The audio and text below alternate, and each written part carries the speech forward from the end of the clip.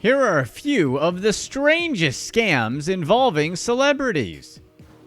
Number 8. Jack Nicholson.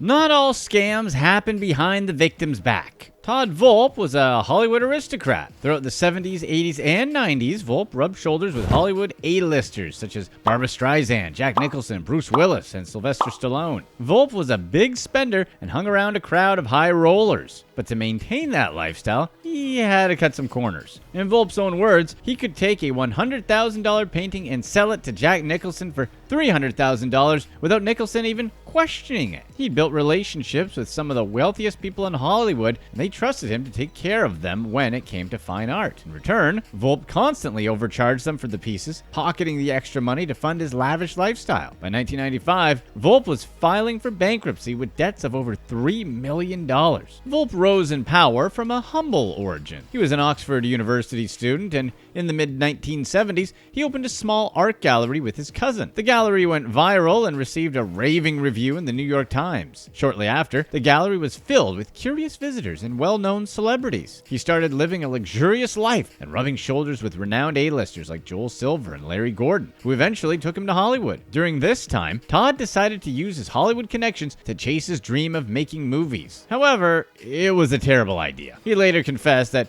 he would have been better off if he remained true to his art. Todd believed that to be a celebrity, one had to have a luxurious life. As he struggled to maintain an affluent lifestyle, his expenses got out of hand, and thus, he resorted to corruption. He sold art pieces on his clients' behalf without their permission. He also used money meant to purchase art and instead used it to pay off his debts. He eventually returned to New York, determined to revive the art business. Unfortunately, the dealers became suspicious, and ultimately, he filed for bankruptcy in 1995, now $3 million in debt. Todd didn't deny his crimes, but confessed them. In retrospect, he regarded his journey as one of love, truth, and friendship, stating them as the core values and keys to a happy life.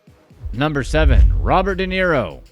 Robert De Niro is one of the greatest actors of our time. He is known for starring in big blockbusters such as Taxi Driver, Goodfellas, The Godfather, and Netflix's The Irishman. In 2007, an art dealer named Lawrence Salander found himself staring down the barrel of several lawsuits filed against him. Among those filing was Robert De Niro. However, this story has more to do with Robert De Niro Sr. than the famous actor. Robert De Niro Sr. was born an expressionist painter, and he was pretty successful in his lifetime. After his passing in 1993, his son left several of De Niro Sr.'s paintings in galleries controlled by Salander O'Reilly Galleries. Salander then sold paintings in the gallery's possession, including De Niro Sr.'s pieces, without anyone's knowledge. Salander's scheme defrauded $120 million from the estates of those who held art in his gallery. But the scheme came to an end in 2010 when Salander, who was 60 at the time, pled guilty. A judge sentenced to a minimum of 6 years in prison. However, he could spend upwards of 18 years in jail. Today, he continues to serve his time at Rikers Island in New York City. Robert De Niro Sr.'s pieces have sold in the range of tens of thousands of dollars and continue to be popular today. According to the New York District Attorney's Office, Salander scammed De Niro's estate out of roughly $1 million worth of his father's art.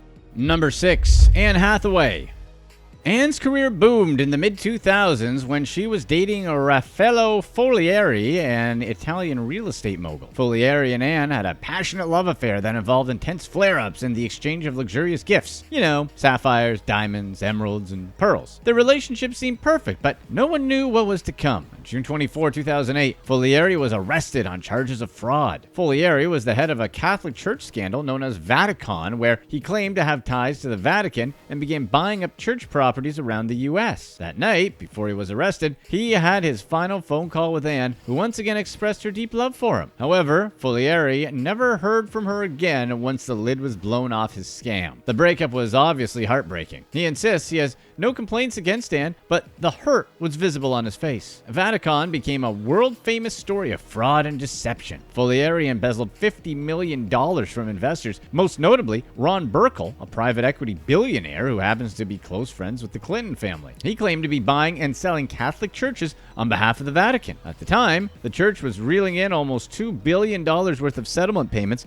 and was looking to sell off assets they no longer needed. However, instead of buying churches, investor money went towards funding he and Anne's lavish lifestyle. Of course, Anne had no idea the money was dirty. She was under the impression that Folieri's endeavors were legit. In October 2008, Raffaello was found guilty of wire fraud, money laundering, and conspiracy. He was given 4.5-year prison sentence. In 2012, he was released from federal prison and immediately deported to Italy. He has since been banned from entering the U.S. Today, Anne Hathaway is happily married to Adam Schulman, an American actor and producer.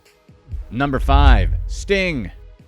Gordon Matthew Thomas, also known as Sting, is a renowned English musician and actor. Sting received several accolades, including Song of the Year, Grammy Awards, Brit Awards, and Academy Award nominations for his performances as a solo artist and as the frontman of The Police. Unfortunately for him, Sting was ripped off of $9.4 million by his financial advisor, Keith Moore. He was given a 6-year prison sentence in October of 1995. Sting had made most of his money between 1986 and 1993.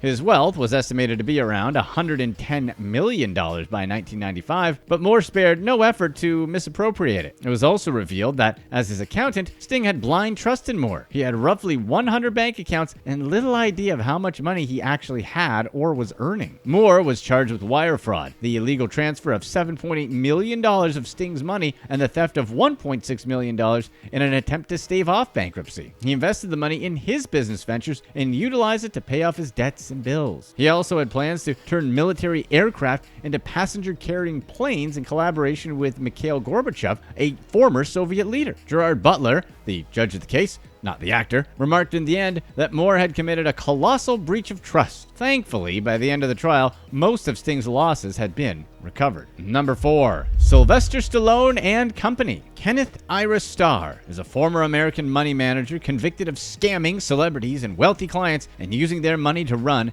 a $59 million Ponzi scheme. He grew in status from a lowly accountant to the owner of his own investment company, Starr and Company LLC. Eventually, he began to rub shoulders with popular business associates and A-listers such as Al Pacino, Carly Simon, and Uma Thurman. His financial downfall was initiated with a lawsuit filed by Sylvester Stallone, who held him responsible for a $10 million loss he suffered after Planet Hollywood, the restaurant chain, collapsed in 1999. The lawsuit alleged that Starr knew Planet Hollywood was on the verge of bankruptcy, but told Stallone not to pull out because it would send the wrong message. Other investors included Bruce Willis and Arnold Schwarzenegger. In May 2010, Starr was arrested for money laundering, fraud charges, and Ponzi schemes, and was given a 7-year prison sentence in order to pay millions in restitution. At the time of his arrest, he was found hiding in a closet in his upscale Manhattan apartment, funded by money he'd stolen from his clients. He used his connections and silver tongue to convince his clients to give him control of their financial affairs. Starr's scam earned him the title of Mini Madoff, even though his petty $59 million Ponzi scheme pales in comparison to Bernie's $64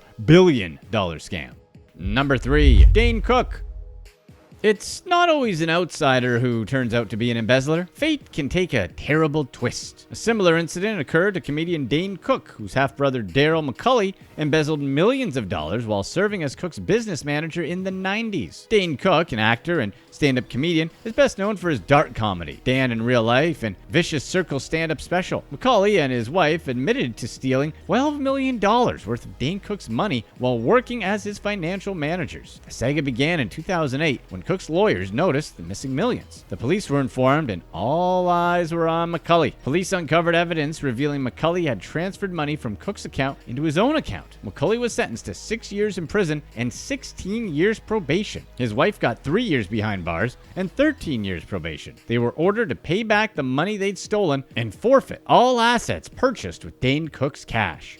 Number 2. Alanis Morissette. Alanis Morissette has sold more than 75 million records worldwide, and with that, she's made a lot of money. However, Morissette discovered massive money embezzlement by her former financial manager, John Schwartz. He was responsible for managing accounts, investments, and paying bills on Morissette's behalf between 2009 and 2016. Morissette decided she needed a change and hired a new money manager. However, the new manager found some accounting inconsistencies. They contacted GSO, an investment firm that Schwartz had been working for, and informed them of missing millions. They began digging into Schwartz's files and uncovered several other inconsistencies that amounted to $4.8 million. Schwartz denied the allegations at first, but ultimately confessed to the theft after his lavish spending was exposed. With $75,000 in gambling debts and a $50,000 trip to Bora Bora, his lavish spending was found to be funded with stolen funds. Schwartz was sent to prison, and Morissette was able to recover her stolen money. Number 1. Sidney Poitier.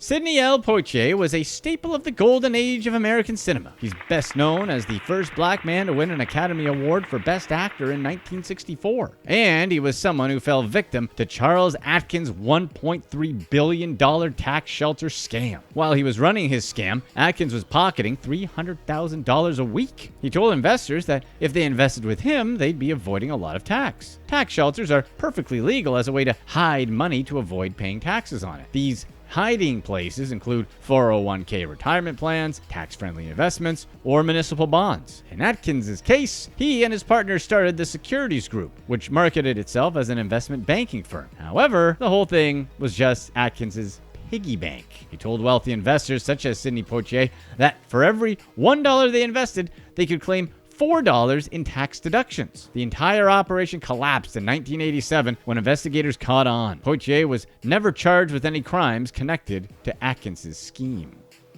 Click here to watch one of these next videos.